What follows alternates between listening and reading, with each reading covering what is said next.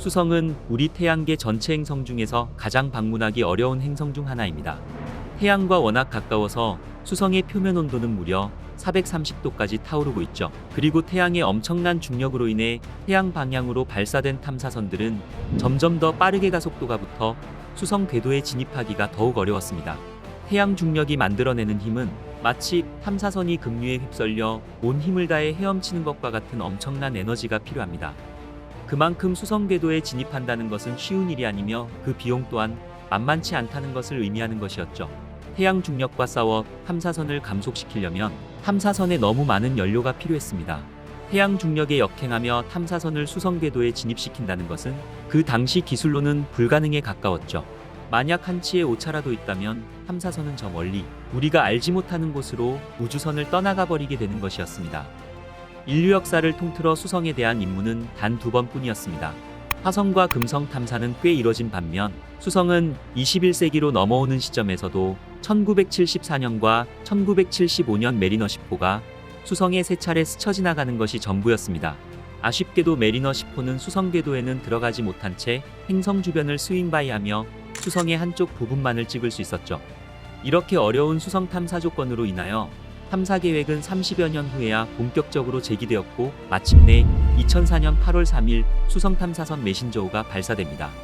오늘의 우주의 발견은 태양의 강력한 중력을 이겨내며 수성의 짧은 궤도를 따라 7년간 시도 끝에 수성 궤도에 진입한 최초의 수성 탐사선 메신저. 이 메신저 탐사선이 발견한 미스터리한 수성의 실제 모습에 대해서 알아보겠습니다.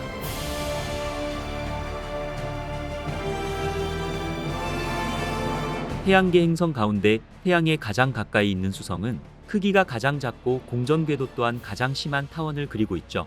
그리고 지구형 행성 가운데 가장 미스터리한 행성입니다. 수성과 태양 사이의 상대적 거리는 평균 약 5,800만 킬로미터입니다. 수성은 우리 태양계 행성에서 가장 빠른 천체입니다. 지구는 태양을 공전하는데 365일이 걸리는 반면 수성은 단 88일 만에 한 바퀴를 공전합니다. 수성의 직경은 4,880km에 불과하며 태양을 바라보는 수성의 낮 시간에는 430도까지 올라가지만 태양이 지고 난 밤이 되면 영하 170도까지 떨어지며 온도 변화 또한 가장 큰 행성입니다. 우주선이 무거울수록 우주선이 지구 궤도를 벗어나는 데 필요한 로켓의 크기는 커지게 됩니다. 이것은 모든 것이 더 비싸진다는 것을 의미하는 것입니다. 과학자들은 이 같은 비용을 줄이기 위해 모든 것을 가능한 한 작고 가볍게 유지하려 노력합니다. 연료가 차지하는 무게가 커지게 되면 과학 장비에 사용될 수 있는 귀중한 비중이 그만큼 없어져 과학자들은 우주 탐사에 꼭 필요한 것들만 사용하려고 노력하였죠. 하지만 1975년 메리너 10호가 수성을 스윙바이한 이후 약 30년 동안 과학자들은 수성 궤도에 진입할 수 있을 만큼 탐사선에 충분한 연료를 공급할 방법을 찾을 수가 없었습니다. 이로 인해 수성 탐사는 무기한 보류되게 됩니다. 그러나 1985년 채난 얀이라는 궤도 역학 전문가는 새로운 과학기술 없이도 탐사선을 수성 궤도에 진입시킬 수 있는 방법을 찾게 됩니다. 그는 탐사선의 이동 경로를 몇 번 수정하는 것만으로도 수성 궤도에 진입할 수 있을 만큼 탐사선의 속도를 늦출 수 있는 특별한 경로를 찾아낸 것이었습니다. 하지만 이 경로는 수성으로 곧장 가는 것이 아니라 더 먼 길을 돌아가야만 했죠. 이 궤도는 마치 달팽이 껍질처럼 나선을 그리며 서서히 접근해가는 것이었습니다. 그렇지만 채난 얀의 발견은 즉시 받아들여지지는 않았습니다. 하지만 이후 나사는 경로의 타당성을 확인하고 비로소 2004년 메신저 탐사선을 발사하게 됩니다. 우주선은 태양 주위를 15바퀴 돌면서 지구를 1번, 금성을 2번, 수성을 3번 지나면서 4번째에는 수성 궤도에 진입할 수 있을 만큼 속도를 늦출 수 있었습니다. 하지만 탐사선의 이동 거리는 엄청나게 늘어나 무려 79억 킬로미터가 됐고 결국 수성 궤도에 진입하는 데에만 꼬박 6년 반이라는 시간이 걸렸죠. 메신저 탐사선은 길이 1.8m, 폭 1.3m, 무게 1100kg에 불과했습니다. 이것은 나사가 원하고 임무에 적합한 작고 가벼운 탐사선이었습니다.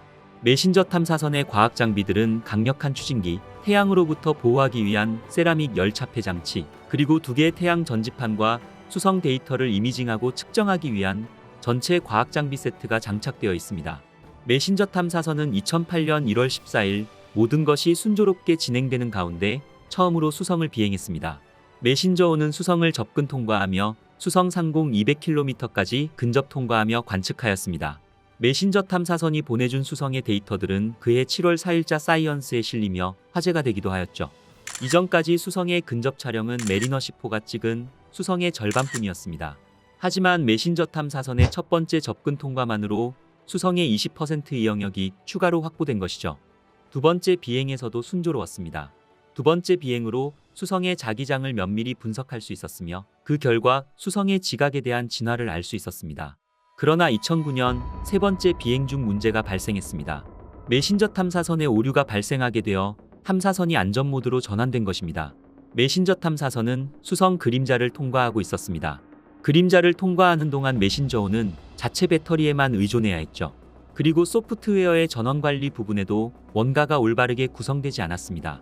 메신저 탐사선에 관련된 모든 과학자들은 긴장하며 지켜봐야만 했습니다. 하지만 다행스럽게도 메신저 탐사선의 컴퓨터는 패널의 전원이 배터리를 충전하자 재설정되어 탐사 임무를 계속할 수 있었습니다. 마침내 2011년 3월 18일 수성 궤도에 진입하였습니다. 수성 궤도에 진입한 메신저호는 하루 2차례 공전하며 수많은 데이터를 수집하기 시작하였습니다. 메신저 탐사선은 극단적인 타원 궤도를 따라 수성을 공전하였습니다. 수성과 가장 가까울 때는 200km까지 접근하지만 가장 멀 때는 무려 15,000km에 달하는 먼 거리를 번갈아 가며 돌고 있죠. 이것은 수성이 마치 태양의 거대한 거울처럼 작용하여 태양에서 받았던 수성 표면의 열을 우주로 다시 방출하기 때문입니다. 메신저 탐사선이 수성을 계속해서 가까운 거리에서 돌게 된다면 수성의 뜨거운 복사열로 인하여 기계가 손상될 수 있기 때문이었죠. 수성에서 해가 쨍쨍할 때 빛의 양은 새우를 튀길 때 기름의 온도보다도 훨씬 높은 430도까지 올라갑니다. 이 같은 이유로 메신저 탐사선은 12시간마다 더 멀리 이동하면서 탐사선에 열을 식히기 위해 극단적인 타원 궤도를 돌고 있는 것이죠. 메신저 탐사선은 원래 1년만 수행하도록 계획되었던 임무였습니다. 하지만 과학자들의 기대를 훨씬 뛰어넘는 4년이라는 시간 동안 수성 궤도를 돌며 탐사하였죠. 메신저 탐사선은 20만 장 이상의 고해상도 사진을 촬영하였습니다. 비행 중 수집된 데이터들은 과학자들 사이에서도 놀라움을 불러일으켰습니다. 메신저 탐사 임무 중 촬영된 수성 표면의 사진들은 인류에게 전혀 알려지지 않았던 수성 천체의 수많은 영역들을 우리에게 보여주었죠. 수성의 충돌구는 작은 그릇 형태 분화구부터 수천 킬로미터에 달하는 충돌군지까지 매우 다양했습니다. 그리고 생성된 지 얼마 되지 않은 충돌구에서부터 이미 크게 풍화된 충돌구에 이르기까지 각각의 상태도 다양했죠.